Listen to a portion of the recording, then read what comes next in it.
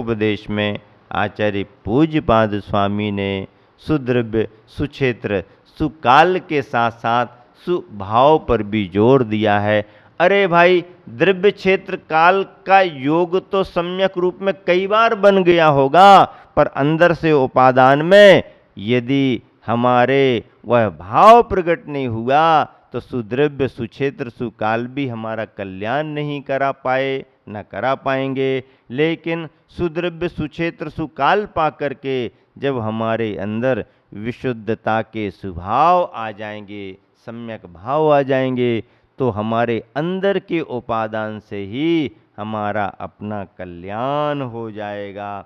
इसलिए गुरुवर आचार्य श्री कह रहे हैं कि सुख, शांति, आदिक लक्ष्मी वैभव न किसी काल में और न किसी काल के द्वारा आज तक किसी को प्राप्त हुआ है, क्योंकि सुख शांति एक आत्मा का गुण है, आत्मा का अनुभव है। और जब आत्मा का अनुभव, आत्मा का गुण है, तो वह हमारे आत्मा के पुरुषार्थ से ही प्रकट होगा। इसलिए सज्जनों के लिए, ज्ञानियों के लिए आत्मा का पुरुषार्थ निरंतर करते रहना चाहिए। गुरुवर आचार्य श्री अपनी नीति में कह रहे हैं पद्यानुवाद में, नहीं काल में नहीं काल से सुख मिल सकता ज्ञात रहे, नहीं काल में नहीं काल से सुख मिल सकता ज्ञात रहे, सुख तो निर्मल गुण है अपना आत्म तत्व के साथ रहे, हित चाहो तो मन वचन से निज आत्म में लीन रहो, हित चाहो तो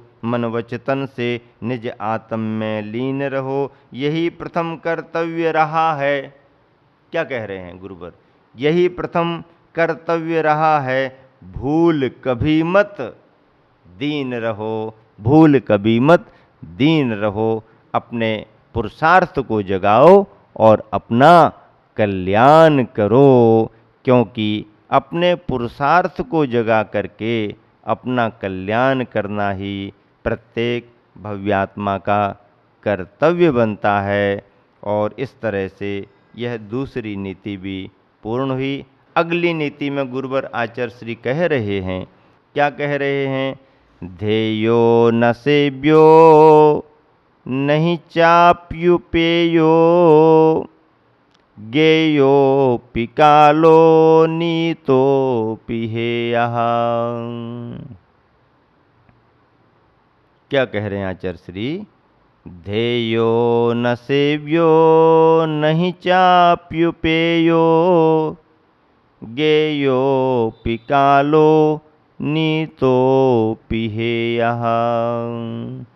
ध्येयः प्रमेयो निज शुद्ध भावो, प्यूपेय को योत्र सुधा सुपेया। कालः काल द्रव्य न ध्येयः न ध्यान करने योग्य है।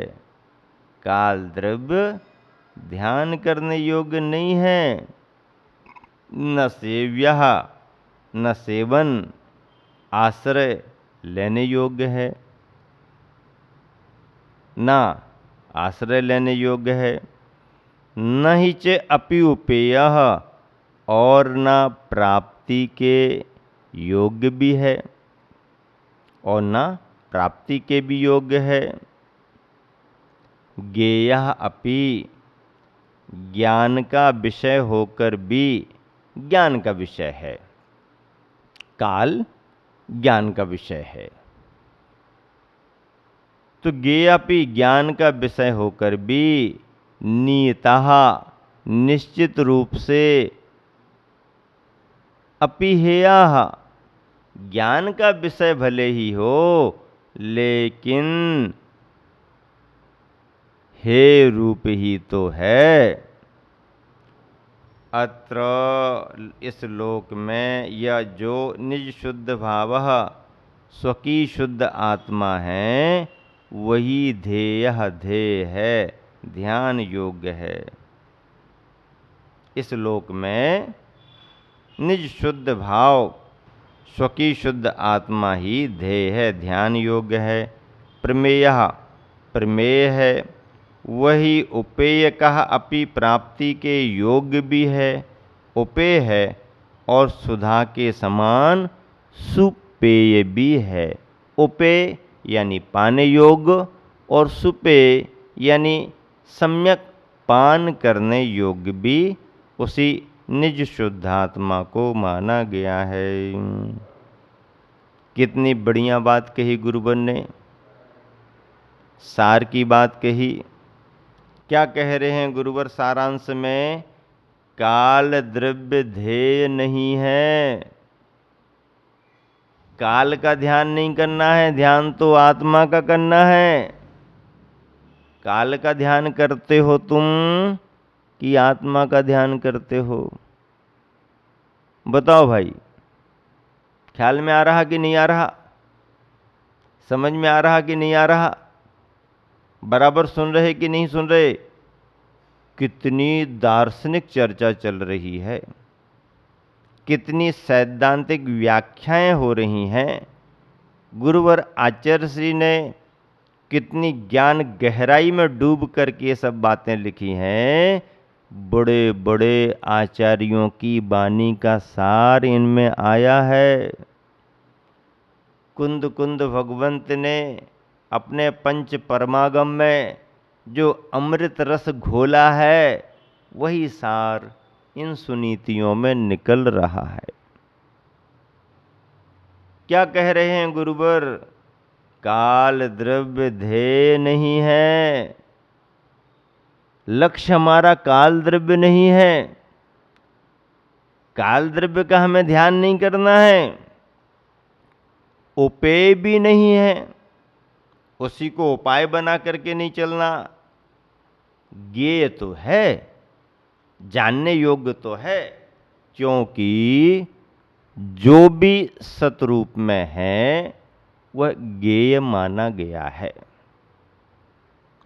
और जो भी ज्ञेय होगा वो ज्ञान का विषय निश्चित रूप से होगा ही होगा। ज्ञेय ज्ञान का विषय होता है, ज्ञेय ज्ञान में आता ही आता है। ज्ञान का विषय बने, ज्ञेय बने, इसमें हमें कोई दिक्कत नहीं। ज्ञेय तो कुछ भी हो सकता है, कण कण ज्ञेय है, सारी सृष्टि ज्ञेय है। ज्ञान में झलकेगा, ज्ञान में आएगा, ज्ञान में आए ज्ञेय बने, इससे कोई बाधा नहीं है। ज्ञेय है, ज्ञान का विषय है, लेकिन ज्ञान का विषय हो करके भी अंततः निश्चित रूप से वह हे यानी त्यागने योग्य ही है, त्यागने योग्य ही है, हे है। क्योंकि अत्र इस लोक में, इस जगत में जो निज शुद्ध भाव हैं, जो अपनी आत्मा के शुद्ध भाव हैं। देखो, काल अलग पदार्थ है, काल अलग परिणमन है, काल अलग अस्तित्व को लेके है। उस अलग अस्तित्व को लेकर के हमारा कल्याण होने वाला नहीं।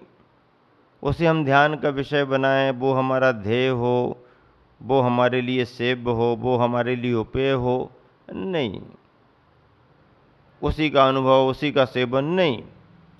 गुरुवर आचार्य कह रहे, काल द्रव्य ध्येय नहीं, काल द्रव्य सेव्य नहीं, काल द्रव्य उपेय भी नहीं है।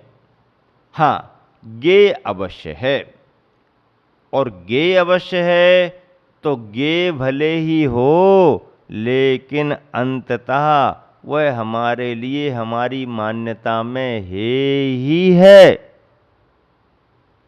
त्यागने योग्य ही है, छोड़ने योग्य ही है। क्योंकि इस जगत में निज आत्मा के अपने शुद्ध भाव ही ध्येय हैं।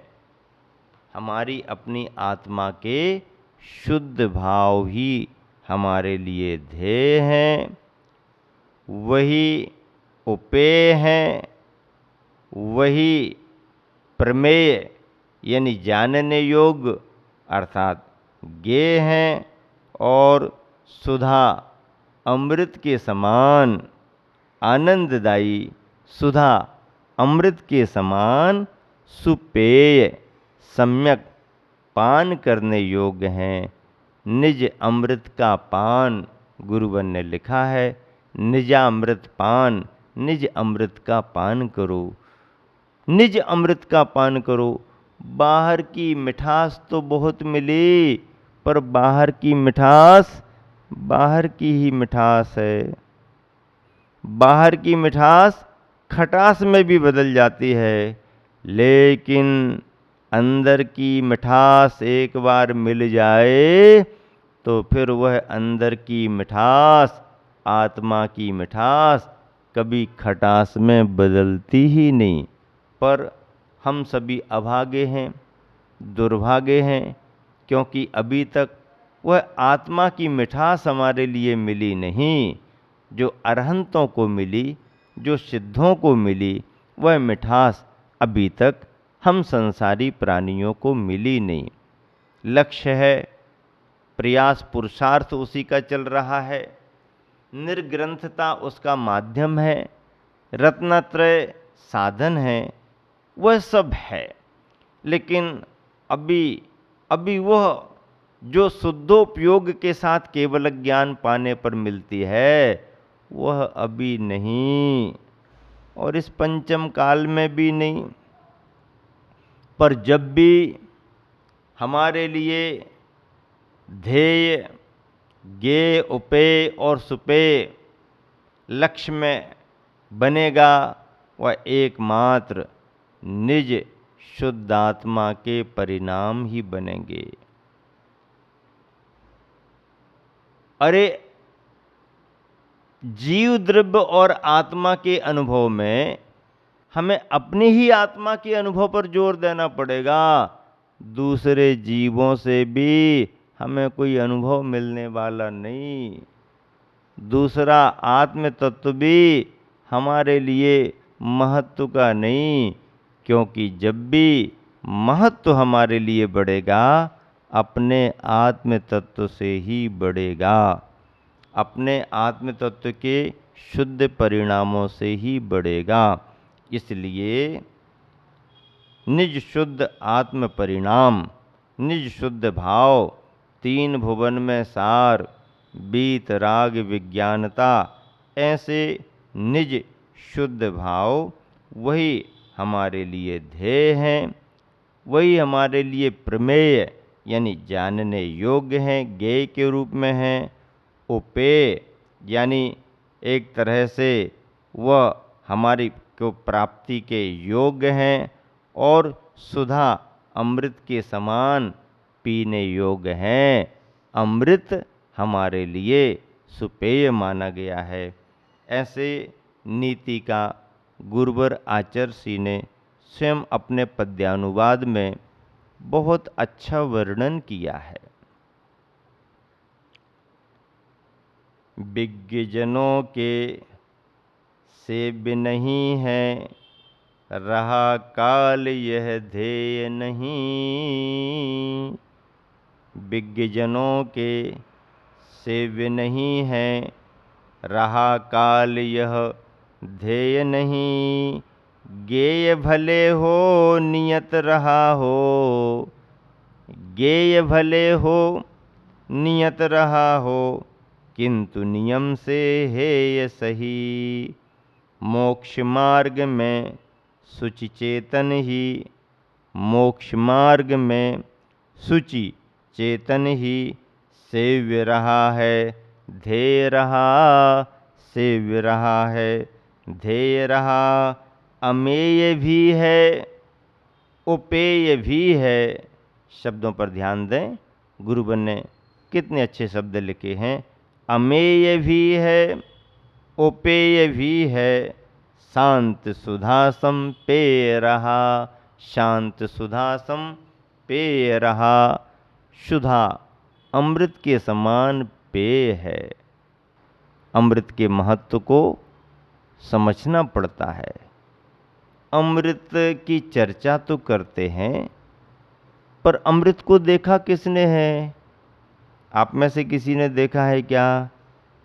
आप में से किसी ने अमृत को चखा है क्या?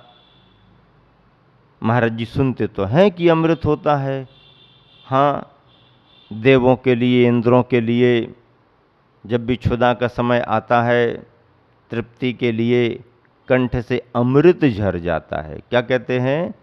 देवों के लिए, इंद्रों के लिए जब भी उनकी क्षुधा का समय आता है, तृप्ति के लिए कंठ से अमृत झर जाता है। स्वर्गों के उन देवों को कुछ करने की जरूरत नहीं,